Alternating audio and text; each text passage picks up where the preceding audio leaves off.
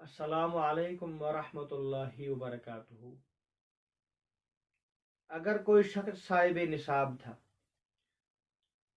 اور اس نے اپنا مال ایام قربانی سے پہلے پہلے لوگوں میں تقسیم کر دیا، اللہ کے راستے میں خیرات کر دیا، فی سبیل اللہ لوگوں کو دے دیا، یا ہدیے میں دے دیا، گفٹ کر دیا لوگوں کو، تو اب دیکھا جائے گا اس کے پاس بقیہ مال کتنا ہے۔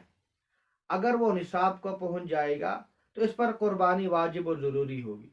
لیکن جو بقیہ مال ہے اگر وہ نصاب کو نہ پہنچے تو ایسی صورت میں اس پر قربانی کرنا واجب اور ضروری نہیں ہوگی۔ اگرچہ پہلے صاحب نصاب تھا، لیکن جب اس نے اپنا مال لوگوں کو دے دیا،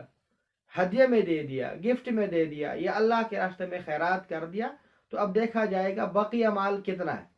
اگر بقیہ مال اتنا ہو جو نصاب کو پہنچ جائے تو قربانی واجب ہوگی، اور اگر جو بقیہ مال ہے نصاب کا نہ پہنچے تو ایسی صورت میں اس پر قربانی کرنا واجب اور ضروری نہیں ہوگی۔